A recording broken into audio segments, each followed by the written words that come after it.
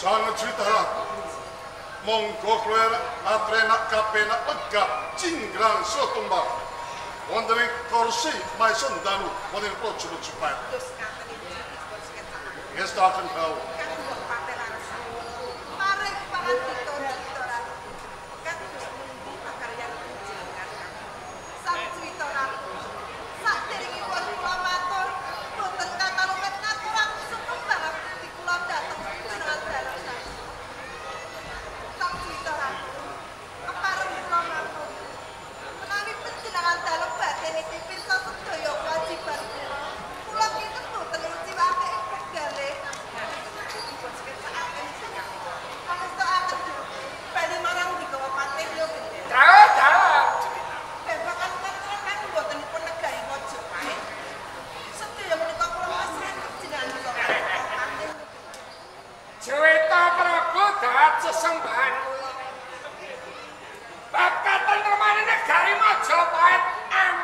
asu maling.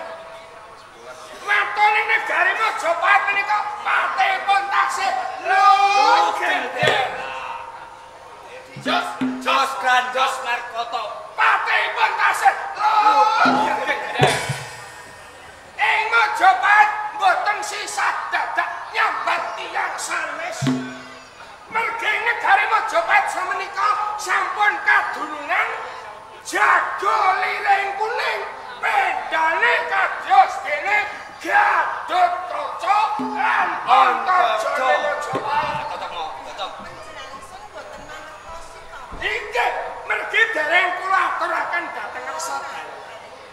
Boten sanes anak kula Raden Mas Kayang Seta, Raden Mas Kayang Kumitir menika pendane Gatotkaca Majapahit, Antarjana Majapahit.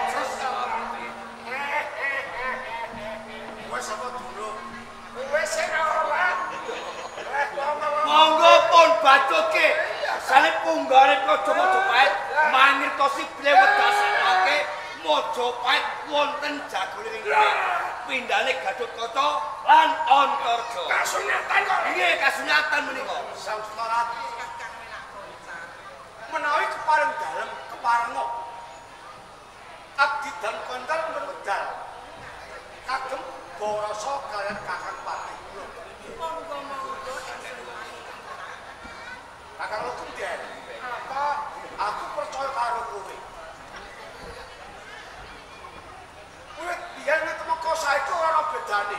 Ora ana bedane piye? Isimu tongol-tongol. Pacangan sak lorong. Saben-saben aku pendhapa agung. Bahkan kula sentang bonjak teman negara Majapahit mung kajokoan sak loro. Lho kasunyatan kok, kasunyatan. Saiki jajal. Aku percaya. Lah iya. Yen anakmu saka kumitir iki pendane Gatotkaca lan Antarjana. Lah iya, tulanggane cakrae. Gagah wis nek wis sing ngarani. Sing aran aku. Lho, wewayangan Gatotkaca lan Antarjana sing ilang gapite. Lho. Ngeten iki mo. Ngeten iki tandane wong iri lho. Iya, bener kowe ta. Ora bedane mendunge peteng keblanter. Sok kala masalah sedutan, yo anak sak loro. Padun kowe meri. Aku durung tau. Meri kowe saben prastawa Majapahit anakmu mesti ditake malah. Ya ora oleh dawa kok, Cak. Urung dijawuhi karo Cita Prabu. Nek wis dijawuhi, ya mangkat. Mangkat. Maju ning segara iki kok dadi diperintah. Dur kaya apa negarane? Mau. Nuwun sewu. Kula badhe mangsuli napa ingkang dipun ngendikaken Paman Menak. Iya, Le. Iya, Sri. Kula mboten maiten jalaran Paman Menak Koncap Sika mboten tresna kalian kula. Iya, wong gething ngene yang gething mbur sengit.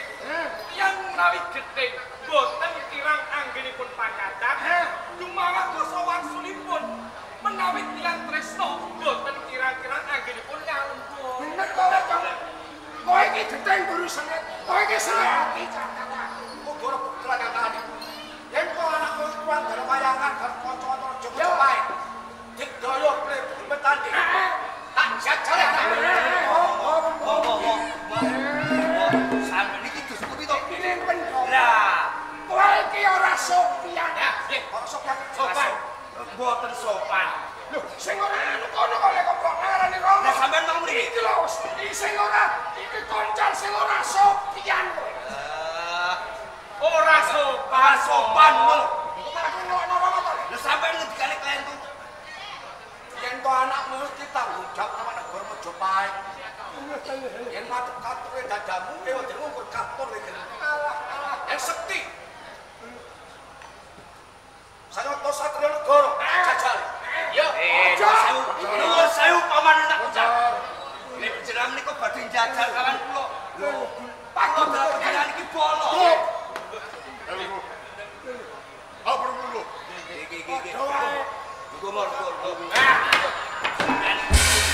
Langgane ten mriki lho kok malinge ten mriki. Jenengan iki ngoten kok. Monggo. Lah sampeyan iki kok iki lenggane. Sangat juta. Sedherek punggawa praja menika mboten wonten lepatipun. Sebab Ugeng der Ugon beri tanggung jawab. Putra kula Rak Koncar inggih anggani tanggung jawab. Sedaya prajurit ing Raja Majapahit menika sedaya anggani tanggung jawab. Nanging Sang Citra saderepun panjenengan lair wonten ing jagat ing Sraungan. Ing Raja Majapahit nalika semanten kateng ing bebaya kateng mendung anggen danu tutupi wonten ing Raja Majapahit. Mereka saking tumindak pakartining hati patinggati Kebo Martwet. Sang Citra Kebo Martwet malih wonten ing Raja Majapahit. Sang Prabu Brahmatunjung anggadhahi kiri patembaya marang sok-sok. Cilik bisa mendarat, gede bisa mateni. Kebo Martwet unduh undwani, siji bumi loro bakal kapundhut putra mantu. Sang Citra nalika semanten ingkang saged kendhar Kebo Martwet boten sanes ingkang asma Jaka Umbaran. Jaka Umbaran sapunika raraton wonten ing Kabupaten Blambangan boten sanes Puru Bisma Ibrak Singgo. Kelamun Sang Citra piyambakipun munggah wonten ing Raja Majapahit nagih janji Sudarma Penjang ing wangkipun kados pundi Sang Citra. Paman Sindika. Saupama kadosan menika saestu menawi pinanjing nika sami monggo sareng-sareng munggal. Kados Gusti Amrikipun nindakaken kaliyan Kados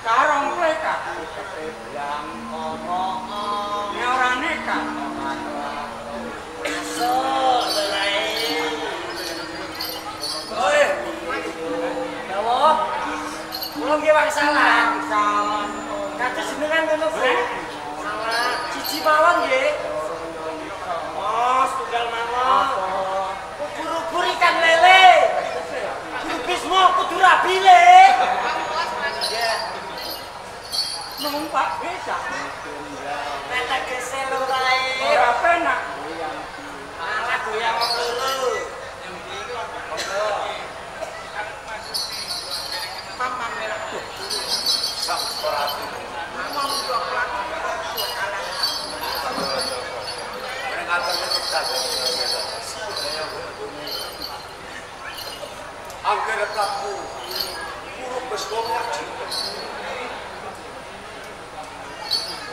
Nun sewu terus kene kula wedi nek poplek. Mboten napa-napa kula jagani. Ora ngono apa Majapahit. Iki nek kok aku Ya, pun. wonten karo panganan kita Majapahit tanpa cekol kowe dhisik. Yen sapa kula kaul tengah disiwa. nggih man. Ampun dapur lanke open cenderung. Namung pikatuk mangetu nandal pamamenak kuncir Enak kuncar lurai. enak kuncir Kuncar lurai. aku rasa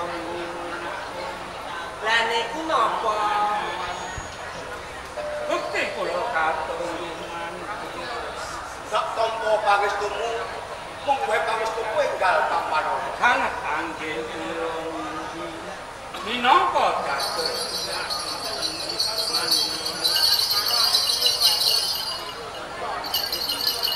Kan panjenengan kuwi dadi Morake bloko sing kanthi bantu.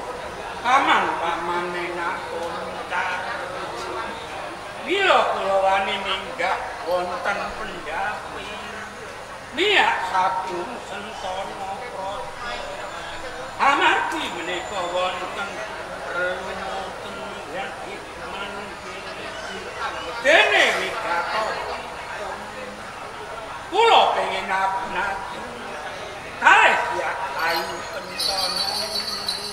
Kencana wungu lurai. Kula lurai. Yen kaya mangkono prakelane semeton kaburan nyarak sing kan kasujud. Namung ngekokaken Sang Vito menika anger Prabu Bisma Minaji. Ing kepen mangkono sedalem yang Minaji. sabda dawuh Bener sira kowe ketemu karo panjenengane Sura. Yen to sira saiki wis nglakon ketemu karo panjenengane Sura. Banjur ana iki apa? nuwun sewu saderenipun Yayu Kencana. Sowan kula badhe ngaturake Layang lurai. Wonten layang. Layang. niwolo Yen to sira kowe ketemu karo panjenengane Sura, dheweke mung bakal ngaturake nawala kanggo panjenengane. Coba enggal Yayu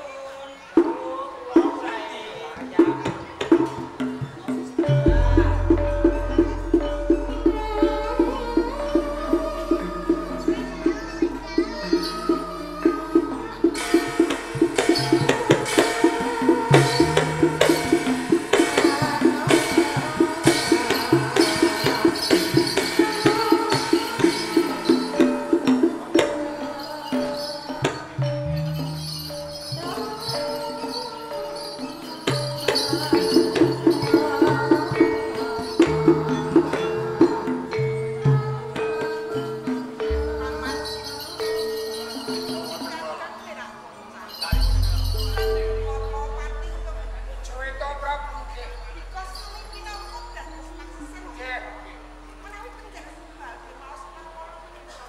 Nyobain kakak cerita Prabu.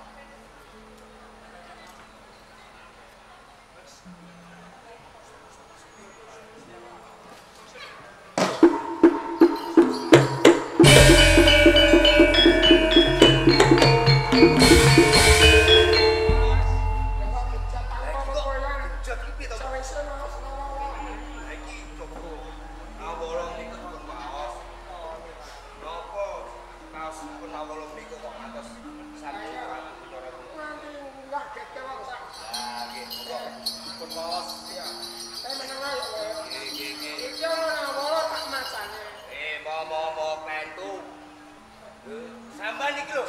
Lho kok ana nawala tak macane niku tentu mo. Sing bener. Oh, Dem, coba menengo iki ana nawala tak wacane.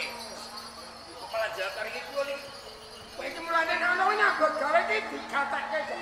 Ana wong tuwa nyambut gawe iki digatekke.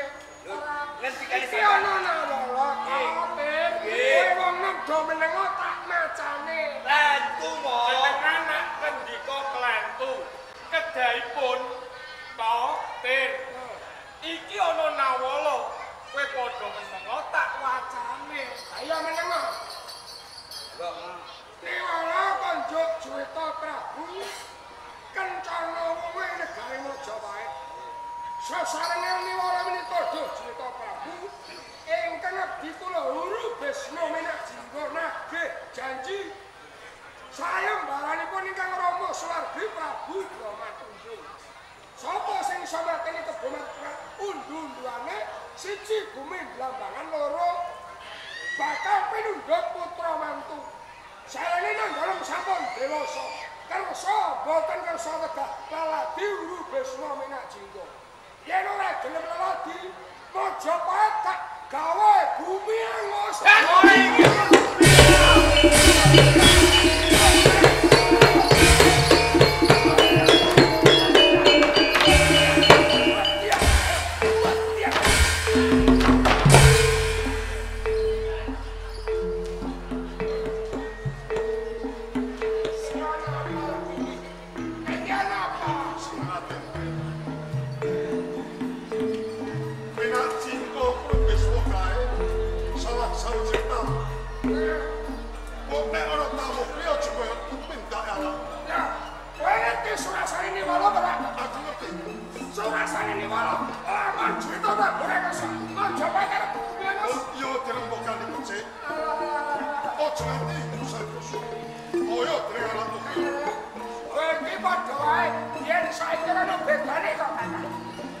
Jajal pikir, nek kahanan kaya ngene, kok sing nuntu mantan, lho kowe lah apa? Kowe ning Majapahit ki lah apa? Yen ngono kowe mereke karo Ya iya ta. Maksud, sak iki kok ono sono. Minak Jinggo tak lablake.